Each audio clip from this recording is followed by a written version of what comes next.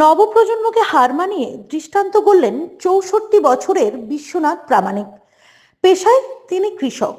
নদিয়ার লক্ষ্মীনাথপুর গ্রামের এই মানুষটিকে সবাই বিশ্বকর্মা বলে চেনেন। ইঞ্জিন ভ্যান চালানোই হোক, রাজমিস্ত্রির কাজই হোক বা চাষবাসই হোক, সবকিছুতেই তিনি পারদর্শী। কিন্তু সবচেয়ে বড় কৃতিত্ব কি জানেন? এই বয়সে এমএ পাস। দরিদ্রতার কারণে নবম শ্রেণীর পর পড়াশুনো থেমে গিয়েছিল, তবে ইচ্ছা শক্তি হারাননি। 2016 সালে উচ্চ মাধ্যমিক পাশ করে শুরু হয় নতুন লড়াই। সারাদিন চাষের কাজ সামলেও রাতে বই নিয়ে বসতেন। এরপর শান্তিপুর কলেজ স্টাডি সেন্টারে ভর্তি হয়ে বাংলা বিভাগে 66% নম্বর পেয়ে এমএ টপার হন তিনি। গ্রামের মানুষ আনন্দিত, শিক্ষকরাও বিস্মিত। শিক্ষার প্রতি এই অধ্যাবসা নবপ্রজন্মকে পথ দেখাবে এমনটাই মনে করছেন অধ্যাপকরা। এখনো চাষের জমিতে কাজের ফাঁকে বই হাতে বসে পড়েন তিনি। বিশ্বনাথ বাবুর এই সাফল্যকে কুর্নিশ জানাচ্ছেন সকলেই। কি নাম আপনার?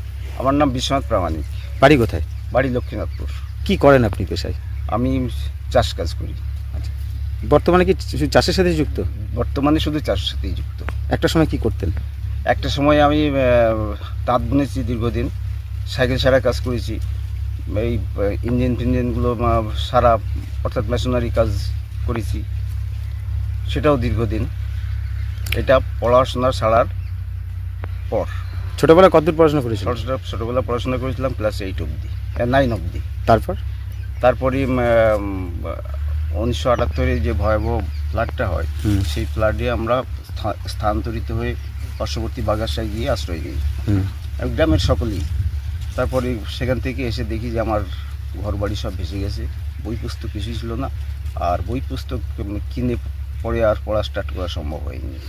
তারপর থেকে বাবার সঙ্গে চাষের কাজ, আর চাষের কাজের মধ্যে একটু উচ্চাকাঙ্ক্ষা ছিল, সেই কারণে উচ্চাকাঙ্ক্ষা বলতে পড়াশোনা, এবং পড়াশোনাটা করার জন্যই আমি অন্যান্য কাজগুলো শিখে ফেলি এবং সেইগুলো বহুত দীর্ঘদিন করি। আচ্ছা, মানে পড়াশোনার চর্চার মধ্যে কি থাকতেন? পড়াশোনার চর্চার মধ্যে টুকটাক থাকতাম। আচ্ছা, তার মানে তারপরে স্কুলে আর কোনোদিন ভর্তি হন না? না? স্কুলে আর ভর্তি হয়নি। কে কে আছে পরিবারে? পরিবারে আছে 2 ভাই আছে, আমি ছাড়াও 3 ভাই। এক ভাই মারা গেছে, আর সেই ভাইয়ের বউ আছে, ছেলে মেয়ে আছে, আর একটা মেজো ভাই, তার একটা ছেলে একটা মেয়ে আছে। আপনি কি সংসার পেতেছেন? মা আছে। না, আমি এখনো সংসার পাইনি, আমি বিয়ে করিনি।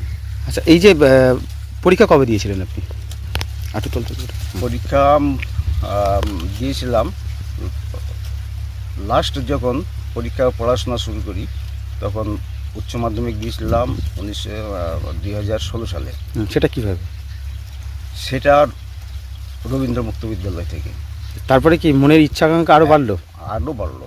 তারপর কি করলেন? তারপরে আমি স্যারেদের সাথে আলোচনা করলাম। স্যারেরা বললো, আমাদের কিন্তু আর উচ্চ মাধ্যমিকে পড়ার সুযোগ নেই, তুমি এক কাজ করো, ওই বীরনগরে আশ্রমে তখন আবার উচ্চ মাধ্যমিকে পড়তে হলাম। সেখান থেকে উচ্চ মাধ্যমিক পাস করার পর তারপরে আকাঙ্ক্ষা বেড়েই থাকলো। তখন আবার খোঁজখবর করে আমাদের শান্তিপুর কলেজে যে নেতাজি ওপেন ইউনিভার্সিটি আছে, ওখান থেকে আমার আগের স্যারেরা বললো ওখানে ভর্তি হও।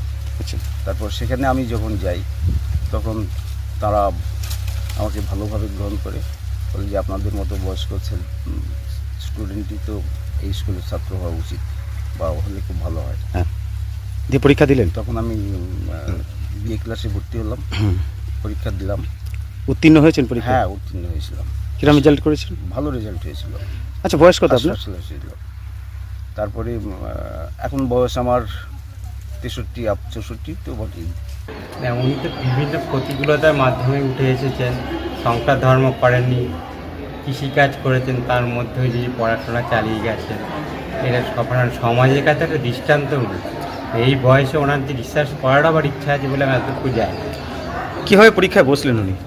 উনি যে কীভাবে বলতে, এখানে নেতাজি ওপেনে ভর্তি হয়েছিলেন, তারপরে এখানে যে আমাদের এমএ পাস করলেন এখান থেকে, এবং কৃষিকাজের মাধ্যমে উনি ইনকাম করেছেন, সংসার অন্যান্য ভাইদেরও চালিয়েছেন, নিজে কিন্তু বিবাহ করেনি, কিন্তু তারপরে এতটা যে করে উঠেছে সেটা সমাজের কাছে সত্যি একটা দৃষ্টান্তের কারণ।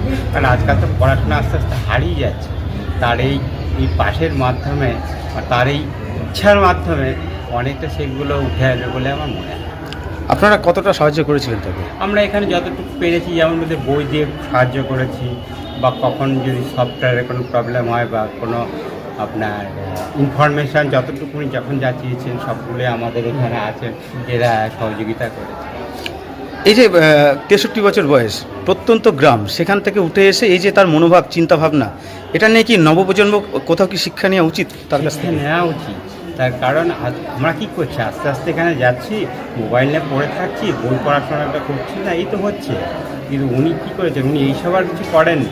উনি সেই যখনই সময় পেয়েছেন, সেই বইটা যে দরকার, শিক্ষা যে দরকার, সেটার মাধ্যমে উনি বোঝাতে চেয়েছেন যে বই পড়াটার প্রয়োজন আছে। আচ্ছা, ওনার মতো মানুষ কি এ ধরনের এগিয়ে আসছে, এখানে জানা আছে আপনার? আমি এই মুহূর্তে আমার কলেজে আমি যতদিন কোঅর্ডিনেটর আছি, ওনাকে একজনই এতটা সিনিয়র দেখবেন, আরও সিনিয়র অনেকে আছে, অনেক চাকরিজীবী আসেন, তাদের প্রমোশনের জন্য সবই হয়। কিন্তু এতটা বয়সে এসে, এবং শুধু তাই না, ওনার ইচ্ছা আছে যে উনি বাংলায় পিএইচডিও করবে। এটা সত্যি খুবই ভালো বিষয়। উনি নিজেও তো জানেন যে উনি চাকরি পাবে না, স্টিল উনি কিন্তু ইচ্ছা প্রকাশ